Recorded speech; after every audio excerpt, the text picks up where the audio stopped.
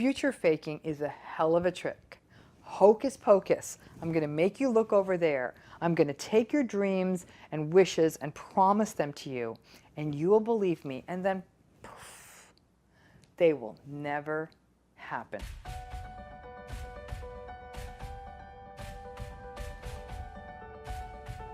So let's start with basics. Narcissistic folks definitely tend to lie more than the rest of us. And why do they lie? So they can maintain an image to other people that will continue to get them validation and praise and admiration. None of us are perfect, right? None of us. Not us, not the narcissist, anyone. And sometimes if we do something that makes us not look good and we tell the truth about it, we might look less than perfect, or less perfect. So let's say someone says, "Why were you late?" And the truth is, because I slept in and I laid around in bed and I was fooling around with my phone and I didn't even really want to be here. That's the truth. You going to say it? Probably not, because it's not a good look. So instead, people might lie and say something like, "Oh, I'm so sorry. I got stuck in traffic, and part of that's because I got held up because my elderly neighbor needed me to shovel some snow from their front walk." Well, now that sounds a lot better, right? So when we think about lies, and certainly the way narcissistic people lie, they often maintain their own version of reality. And so they will create a narrative through fiction, sort of mixed with fact, to maintain that reality, often of them as being a good person. Now, this pseudo reality that is designed to maintain their grandiosity and ensure that they keep getting validation and protect their ego, all of that becomes their identity, which then ends up blurring any lines between truth and fiction.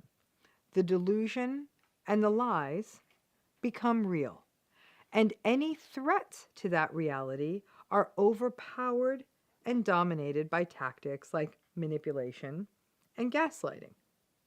So that takes us to this question that a lot of you have sent in of whether narcissistic people actually believe their lies. You know what? It may actually be the wrong question for us to be asking. Because the only thing that is stronger than their lies, that may even drive their lies, is their need to maintain a sort of certain reality to the world.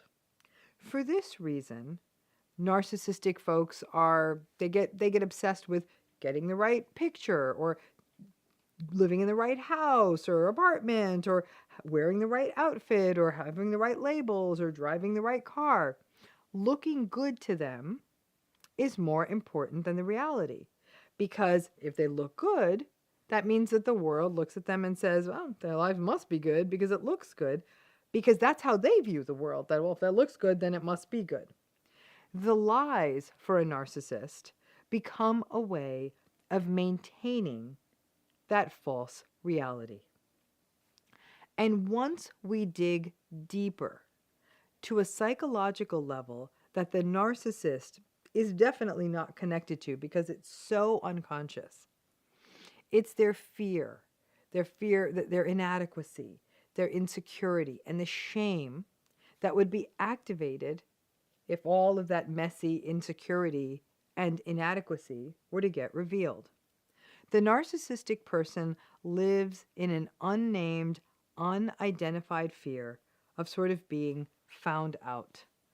They'll hide backstories and tell revisionist stories about their families of origin, their education, their jobs, their lives, their relationship. It's all more lies. Narcissistic people know damn well what is and what is not viewed well in terms of behavior by society. It's interesting, they know it, they just don't follow it.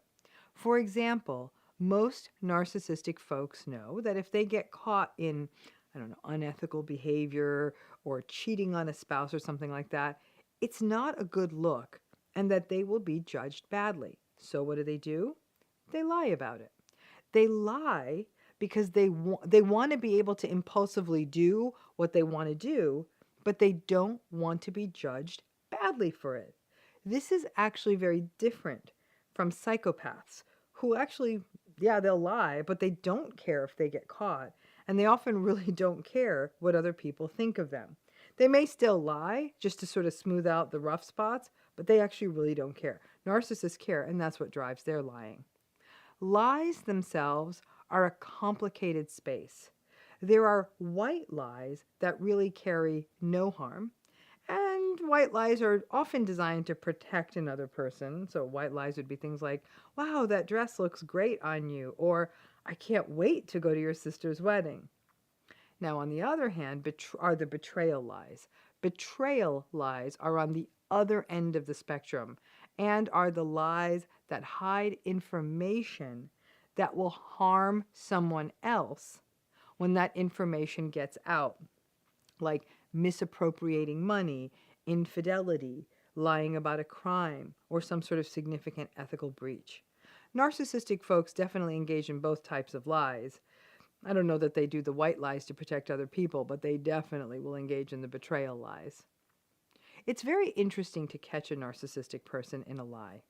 If you have enough evidence, for example, video or photos or some other kind of smoking gun, even when you have that evidence, the narcissistic person will often not cop to the truth. They will instead blame you for being paranoid or call it a smear campaign or a witch hunt. They will make it about people being jealous of them.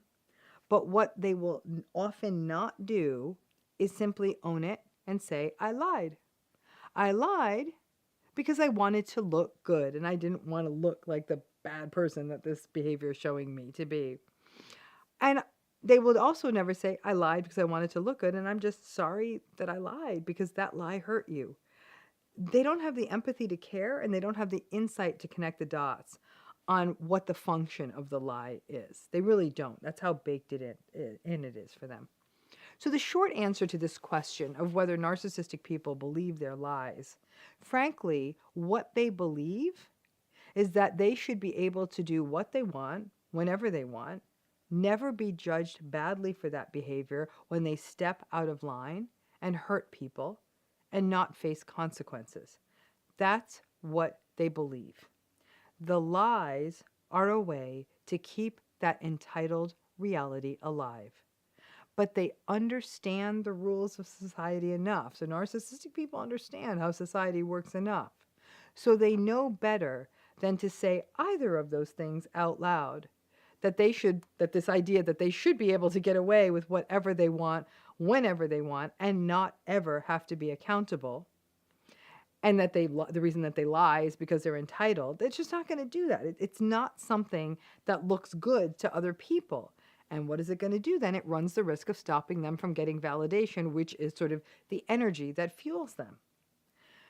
The narcissistic person's lies are just as impulsive as their bad behavior is. They just do it. They lie literally without thinking because all of their investment is in looking good to other people. But because that unconscious process and the need to look good are so key to their identities, they kind of do believe the lies. Why? Because they have to. The narcissistic person's inner world is like a bunch of messy closets that contain lots of secrets, skeletons, and lies, and they don't want anyone to see any of it. The unconscious and the automatic lying, that's such a classical part of narcissism, means that it's less about their belief about their lies and more about the fact that the lying is just a tactic for how they get through the world.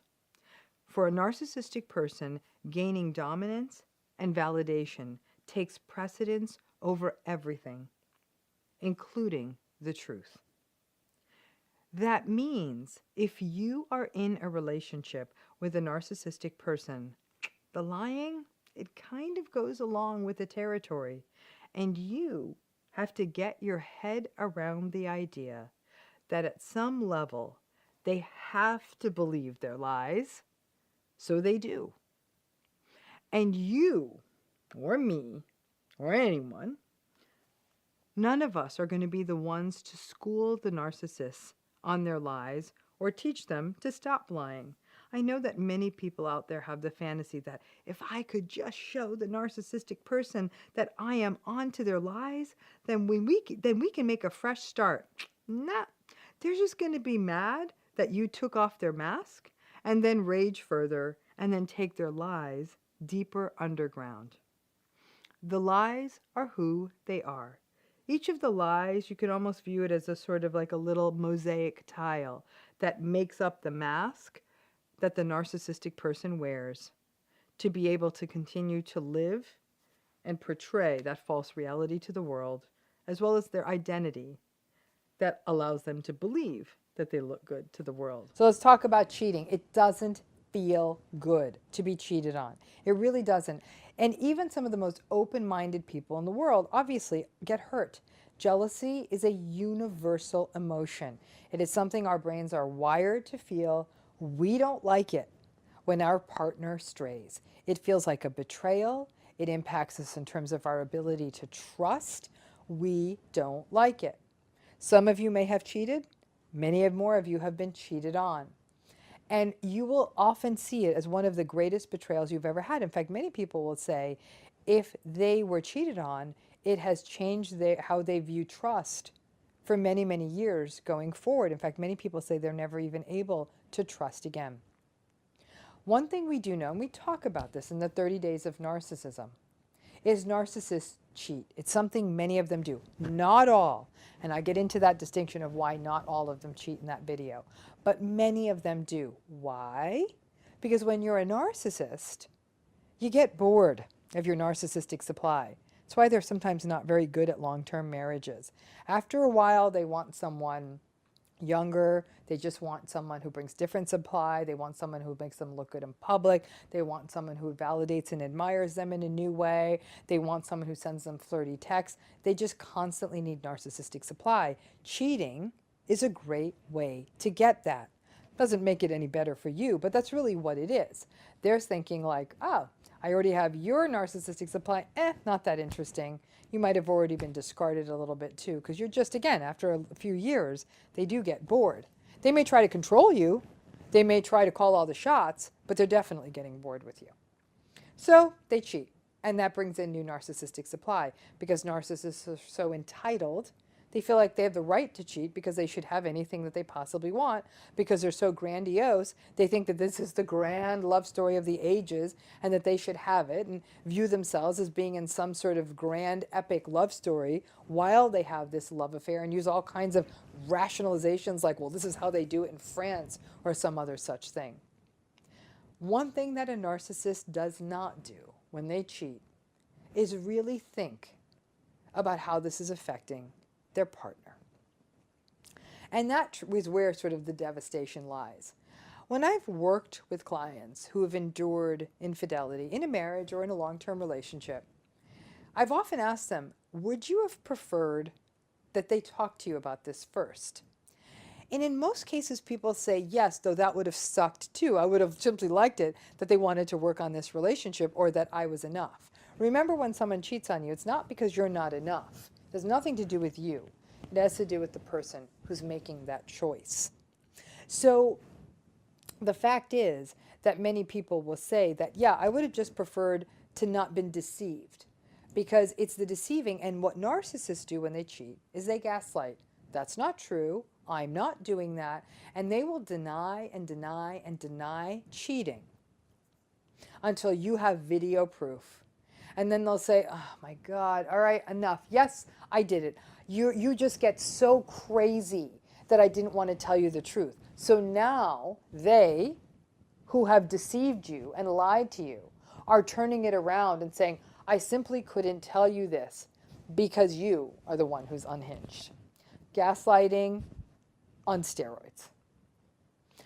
When a narcissist cheats, it feels invalidating, as all cheating does. But more than anything, it's to give them validation, narcissistic supply. It plays on their entitlement. And it's not unusual for narcissists to be serial cheaters. They will apologize. They will go to therapy. They'll cry their crocodile tears. I'm so sorry. I can't believe I messed up our family. Or they'll gaslight. It really wasn't that bad. She didn't mean anything. We were going through a rough patch. And you believe it. And you take them back in. Or maybe you don't believe it, but you don't want to blow up your family. So you accept it and you move forward. And you may even forgive it. And then they do it again. Those ongoing betrayals are like breaking a bone over and over again in the same place. So, what's the difference between that and being cheated on by somebody who's not a narcissist? If you read the work of famed psychotherapist Esther Perel, who's done some really, really interesting work writing about and speaking about infidelity in relationships, she takes the point of view that not all cheating is created the same way. And she actually highlights the fact that in some relationships, they actually use it as a wake-up call. They grow from it. Instead of it destroying them, they take some important lessons from it and pay it forward into their own relationship. She sees that cheating is sometimes a byproduct of excitement seeking in a relationship. It may reflect different temperaments in a relationship, but that reparation can be made. Because Esther Perel works with a different patient population than I do, I don't see that as much because I tend to work with people who are dealing with narcissistic cheaters. But her work is actually really quite compelling, and she makes the points really, really well. So then this takes us back to this point of these excitement-seeking sort of garden variety non-narcissistic cheaters. The non-narcissistic cheaters can actually be kind of nice people. They're people who may have actually started kind of the relationship, the marriage started losing its mojo, or the relationship started losing its mojo. There was more time maybe spent on kids or careers. The couple may have been traveling a lot. They were in different places. They got married very young. And one person wanders out of the relationship and they get caught in it, or they fess up to it. And meaningful conversations ensue. But one of the most meaningful conversations is often the authentic and genuine devastation that the cheater felt at how badly they hurt their partner through their dishonesty. It keeps them up at night. It destroys them. They recognize the hurt. They even recognize it while they were doing it, and will recognize that they got caught up in everything. It wasn't as much about narcissistic supply. It was about a different dynamic. But here's the key difference. And this is the key difference between being cheated on by a narcissist and being cheated on by a non-narcissist. The non-narcissistic individual will actually often implement the lesson, will apologize in a genuine and authentic way, will commit to never ever doing this again, and will do the hard work of breaching that rupture and fostering trust again in the relationship. It will be a meaningful, heartfelt gesture. I've seen it in clients I've worked with over the years. It is committed. The couple gets past the rupture. They recognize the period that it was, and they recognize it as any rough patch in a marriage. Same as they would maybe someone losing a job or having to move to a city they didn't want to go to, or nursing somebody through a major illness in the relationship. It was a blip. It was a moment. It's something they learn from. And if anything, that non-narcissistic cheater commits themselves head over heels into the relationship, recognizing the importance of things like mindfulness, being respectful, being aware, being open, and communicating openly about what both of them need in the relationship. It is a very different experience down the road. Listen, at the time the revelations come out, whether you're cheated on by a narcissist or a non-narcissist, it feels very similar. It feels like a betrayal. It feels like a breach of trust. It hurts terribly. You feel misunderstood, unheard, unseen, and most of all, sadly, what so many people believe is that they're not good enough when they're more than enough. It's your partner who did this. It's not a reflection of you. But as time goes on is really where you see the difference. If you've been cheated on by a narcissist, the narcissist wants everything to go back to the way it was. Come on, let's just pretend that didn't happen, or it wasn't that big a deal. Gaslighting, denial, all kinds of things that play with your reality. It did happen, and it did hurt. And as the person who was hurt in this, you do deserve that opportunity to talk about those feelings and feel like you're safe enough to talk about them. When we contrast that to being cheated on by a non-narcissist, it feels very, very different. The non-narcissist is willing to sit and hear your pain, is genuinely contrite and apologetic for what they did, would understand that there may be a very real consequence to their actions, and instead of denying it or minimizing it, will say, I messed up, I hurt you, and if you decide that you can't stay in this, I have to respect that decision. That feels very, very different. That someone's like, it wasn't that big a deal, it was only one time, what's wrong with you? Why do you keep making such a big deal out of this? That's a very, very different feeling. In the second scenario, in the second scenario, you may still feel like you can't get past this, and that's okay. Sometimes people can't, and that is okay. You can give yourself that permission. But sometimes people feel like they can, and learn from it, and move forward, and implement this life lesson into their relationship. That's very possible if you've been cheated on by someone who's not a narcissistic, invalidating person. Not so much when you're with a person who is a narcissistic cheater, because there's all kinds of other stuff that go with that, of being chronically invalidated and disrespected and devalued in so many other ways. The cheating just becomes part of a longer list. Whereas people who are cheated on by non-narcissists will say, you know, the relationship kind of felt like it was going on as usual, though he seemed like, or she seemed a little bit more distracted than usual. But because there was some other good connective tissue, perhaps around things like respect, which obviously has ruptured a little after that experience, but shared interests and that kind of thing, those things can sustain and again, make the connective tissue that can help a relationship like this last.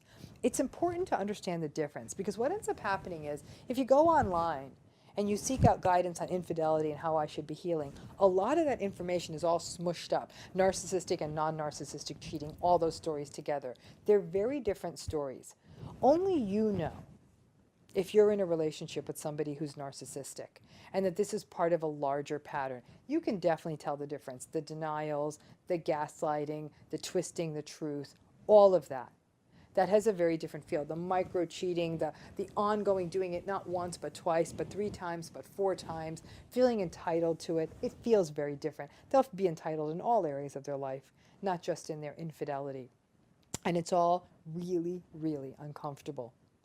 You know that that experience feels very invalidating all the way around, and that you've got a bigger problem than infidelity. That's one of many problems you have to deal with when you're in a relationship with a narcissist. Reflect on that difference.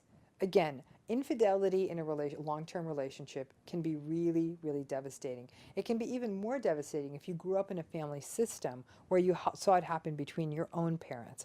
It can also bring up those old feelings of not feeling safe and of what it must have felt like for the other parent who was going through it and being cheated on, or, God forbid, feeling like you were the one who had to keep one of your parents' secrets. So there is a difference, and only you know, I mean, which story is yours, but to understand it feels different. And when you go online and get that cheating information, it's all smushed up, be aware that the kinds of stories, the kind of healing, and the kind of hurt looks and feels very different. And again, for all of you, I really hope that you do have a relationship that's characterized by trust, respect, and open communication. All of you deserve it, and hopefully at some point in your life, either you're already having it now because you've gotten out of a narcissistic relationship, or you find it in the future. That's my hope for all of you. Thanks. When someone says they will call you later, you expect that they will. Maybe a few times they may not follow up with the call, but perhaps for perfectly good reasons. They might say something like, I fell asleep, or I got distracted with work. How many times, though, does it need to happen before you recognize that they simply are kind of messing with you, that they probably aren't going to call you back? Future faking is often much more sinister than not calling you back later. It's actually a form of manipulation and of keeping you hooked in by making the kinds of future promises you want to hear. For example, This may include wanting to have a family with you someday. And perhaps they might say things about wanting to get married someday, and buy a house together someday, and travel the world together someday. It may be that they're going to support you in starting a business together someday. They set the tone for the life you want, for the life you envision, and for the things that you hope for. And they use future faking, though, for very different and much more manipulative purposes. Future fakers reassure you. They tell you about the income potential that they're going to have one day, or that they're making more than enough money to take care of both of you. In that way, future fakers can often coax a partner to leave a job or move to another place, even another country, just to be with the narcissist. And then they tell you they'll take care of everything financially and take care of you so you can pursue your dreams. If we know only one thing, it's that one of the main things that can often keep people stuck in narcissistic relationships is financial dependency. And once that narcissist renders you financially dependent on him or her, they are able to exert far more psychological control. And that's even going to be more pronounced if you move to a part of the country you're not from or to another country. The future faking idea that they will take care of everything financially can get you stuck into a prison. And this can happen in family situations too. When family members promise you more opportunities in the future, for example, if you join a family business, or they'll promise you money for something like a down payment for a house, or for tuition, or for a wedding. They promise all of that someday if you just continue to live near them and not move away for a new job, or something else that gives them ongoing control of you. Sometimes it may just be the debt. Now, one function of future faking is simply to distract you. Just when you may be having a growing sense of discontent about the relationship, or maybe even starting to express some unease, or even slowly drawing away, or maybe you just have your own dreams and aspirations that this relationship doesn't fall into, future faking is a perfect manipulation to draw you back in. They'll focus on talking about future things that really, really matter to you. And that doing this future faking, can make you doubt yourself and make you think twice about transitioning out of the relationship. You're like, am I leaving before they serve the cake? Because what they'll often do is they will often employ future faking at very strategic times to keep you hooked in to the relationship. Just when maybe a significant decision needs to be made about work or school, that's when they'll exert it. Now, future faking is often a way for them to get what they want now by making a promise to you that's down the road. One day when we have kids, one day when we buy a house, and so on and so forth. In that way, it's sort of like a psychological Ponzi scheme in which you buy in now and never get paid down the road. They ask you to make a sacrifice now. Make a compromise now. Give them money or support something else now. Because someday they will do whatever that thing you want is. Now, what they're astute at is really kind of figuring out what matters to you in the future and promising you exactly that thing. Now, it's not because they're magical, but it's often part of the mirroring process where they listen to you and they figure out what makes you tick, which gives them a perfect tool to future fake from. Future faking often does build off of that idea of mirroring, which is another video in the series. Now, narcissists devote a lot of time to mirroring and to getting the data about you. As a result, they do know what to future fake about because they've learned so much about you. So if you never mention kids or any interest in kids, they're not going to say, hey, one day we're going to have kids, because that's not going to be a good future fake that draws you in. It preys upon that most vulnerable part of you, your hope. And as we already know, hope is already what often gets people stuck in narcissistic relationships, because you think or you hope that things will get better, or you hope that things will change. But future faking is also something else that can harness your hope, leaving you convinced that if you just stick it out, you will get the thing you want, and that, oh my gosh, if I walk away from this now, it's just one more time of me self-sabotaging. Now, anybody who comes from a narcissistic family system knows that future faking is a standard part of the narcissistic family's operating manual. Whether it is day-to-day promises or spending time with you or catch, they will make those promises. Yeah, I'll play catch with you when I get home. Yeah, we'll definitely, we'll go to the park this weekend. Oh, absolutely, next week we'll go back to school shopping. Or they go into the bigger ticket promises, the bigger future faking, that perhaps someday they will support you and give you financial support for tuition or something like that, as long as you just help them right now. Many of you can recall how a narcissistic family member fleeced you. You helped them at exactly the time they needed, might have given up your time, even something you wanted to do. But you did it on the basis of not only being a nice person, but of some future promise. And that future never materialized. This can feel awful regardless of who the family member is, but it can feel particularly atrocious when it's your parent. A parent that's in essence dangling a carrot. They did it when you're a kid, they do it when you're an adult, but it turns into nothing. Future faking is also often a big part of working with a narcissist. You may, for example, work with an important mentor in your field, or a teacher, or a supervisor or boss who might promise you all kinds of opportunities, or a book you would write, or other advantages, or open doors for you. And you end up being nothing more than that person's glorified assistant and never, ever get any of the recognition, either publicly or even through other things like money.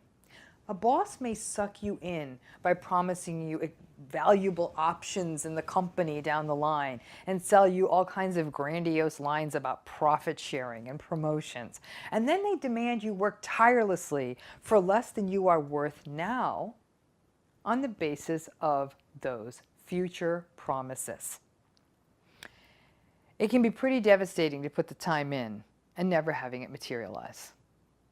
Future faking lies are particularly clever lies because they link into our hope for the future. It's not a lie in the present time because they're promising something down the future. It's a lot easier to call out a lie that's happening right in front of us. It's a little bit harder to call someone out on something that they're promising down the line. It may take months, years, or even decades to uncover a future fake, and by then, you may have lost a lot of life. You wait and you wait and you wait, and you take out the student loans, you think, oh, they're going to come bail me out on that tuition. Before you know it, you got $80,000 in student debt, and the money never comes. A personal example of mine actually comes from a job I once had. It was a tyrannical boss. It was a prestigious working situation. Long story short, she promised me all kinds of great things. She promised me great opportunities and a tremendous likelihood of advancement and pretty much my name in lights that I could work independently and I would be a hot shot in the field of psychology.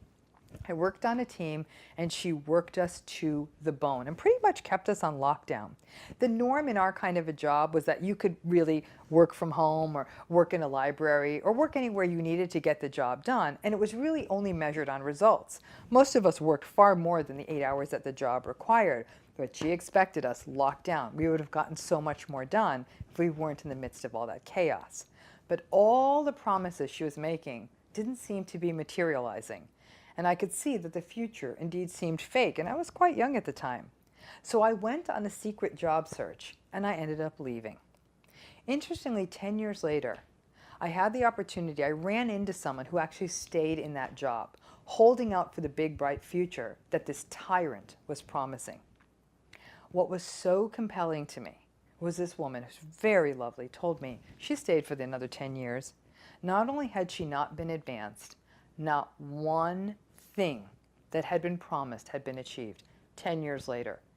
For me, it was a living lesson on future faking, that this particular tyrannical boss kept everyone in line with promises of a bright future, instead taking every opportunity for herself. And since it happened to be in a field in which things do happen slowly, in academic and scholarly fields, things do happen slowly, you wanted to believe it. You wanted to believe that someone who was a mentor would help you achieve your dreams. It was definitely a rude awakening and one heck of a compelling way to learn about future faking. Future faking represents a very cruel hybrid of manipulation, lying, and mirroring.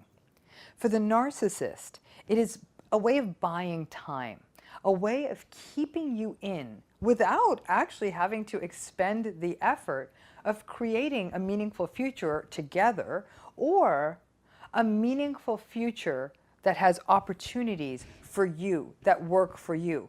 They're going to be very quick to say, oh, if you only move to New York with me, I promise you, we'll move back to Chicago. Trust me, you better eat one last deep dish pizza because you aren't seeing Chicago. So why do narcissists future fake?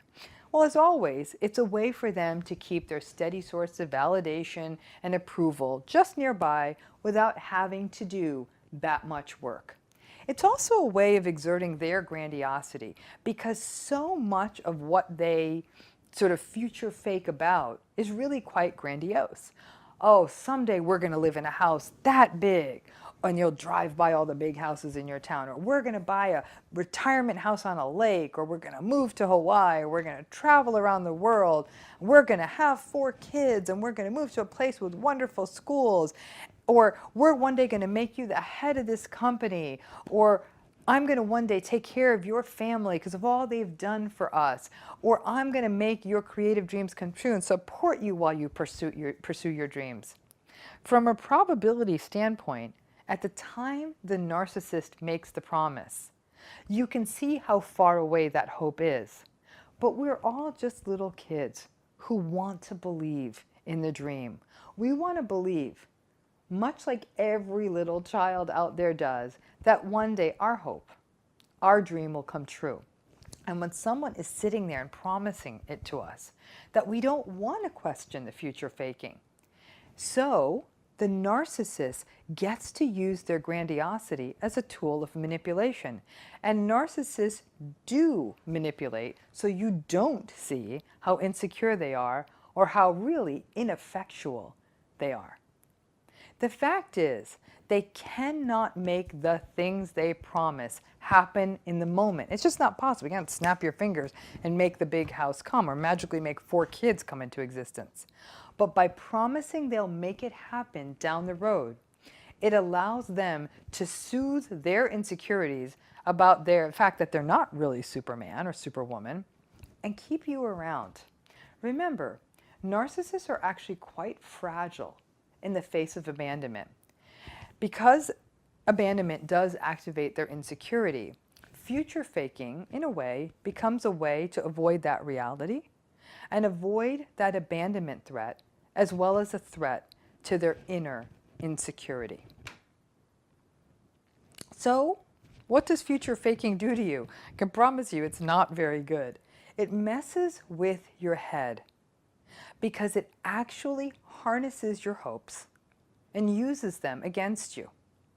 By mirroring you, the narcissist taps into what matters to you and then promises it to you. It's like falling prey to a very, very clever mind reader. It is really a particularly compelling form of manipulation because enough of us are realistic enough to recognize that not everything can happen right in this moment. So obviously, someone may very well promise you your dream or dream house and dream life one day, but we have to be realistic and we have to be circumspect enough to recognize that it cannot happen right now. So in that way, we're being the realists. We then recognize that it's going to take time for these so-called promises, or to get the money, to build the family, all of those things that would make this so-called promised future happen. However, in doing that, we affix that dream to the narcissist. And now the narcissist's flaws, the narcissist's invalidation, and their emotional abuse can actually get overlooked because they are conflated or linked to that dream. You may very well stay in whatever kind of relationship you have with them, not because it feels good, not because it's healthy, but because you really do, because of the future faking, truly believe that it's the pathway to the future you want. I'm going to be honest with you. If I had a dime for every person who saw the red flags but stayed in the narcissistic relationship because the narcissist offered the dream, offered the things they wanted from life, which often ended up manifesting as more of a nightmare than a dream, I would be a very wealthy woman. Again, our dreams are almost used against us.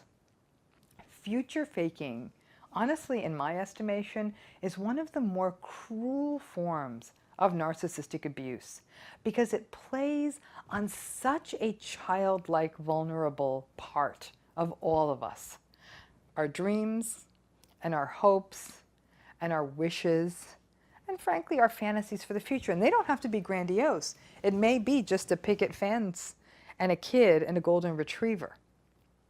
But ultimately, narcissists are the greatest illusionists and magicians and masters of disguise and deception. Future faking is a hell of a trick. Hocus pocus. I'm going to make you look over there. I'm going to take your dreams and wishes and promise them to you, and you will believe me, and then poof, they will never happen. You know, what is so hard about it is that we think it will happen. So, how do we best avoid future faking? One thing is, don't fully link your wishes and your aspirations to another person. Own that stuff. Pay attention to other examples in your life of the narcissist making more short-term promises that never come true. So for example, the original simple future faking example, when they don't return calls when they say they will, when they don't pick up the groceries they said they would on the way home, when they don't show up when they say they would pick you up and take you somewhere. Those small future fakes are usually the canaries in the proverbial coal mine that leave a trail that lead to the larger future fakes that can not only leave you feeling devastated, but can leave you to really fake a life and that actually lead you to waste the life and fill you with regret and make bigger mistakes. The smaller fakes always lead to larger ones. Honestly, the only way to truly avoid future faking is to put yourself in charge of your own dreams. And always keep in mind that so many people, after they go through an experience of future faking, they often blame themselves. They say, this is my fault. I wanted X, Y, and Z so badly that I got blinded by my own dreams. I got blinded by my own hopes. I got blinded by the things I wanted, and I wanted them so bad. And again, they may not be grandiose things, that I believed that moving to this other country, moving to this other place, giving up my career, leaving school early, supporting their education, and so on and so on and so forth, was going to be what was right for me. And I got so lost in that they'll get mad at them and say, I let this happen. I wouldn't be that hard on yourself. The fact of the matter is that even though it's incredibly important that you become the advocate for your own dreams, every one of us is vulnerable to the idea of wanting to share hopes and dreams and wanting to attach ourselves to people who share those hopes and dreams, hoping we can achieve them together. It feels like it's so much more of a joyous journey when we share it with someone, and it can be.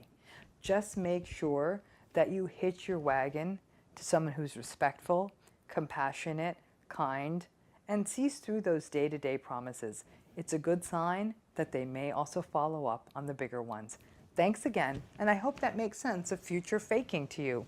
And please, as always, please hit the bell, subscribe to this channel, and then you'll get notifications as more content, more videos, and more YouTube lives happen. Thanks again. Lives happen. Thanks again. Lives happen. Thanks again. Lives happen. Thanks again. Lives happen. Thanks again. Lives happen.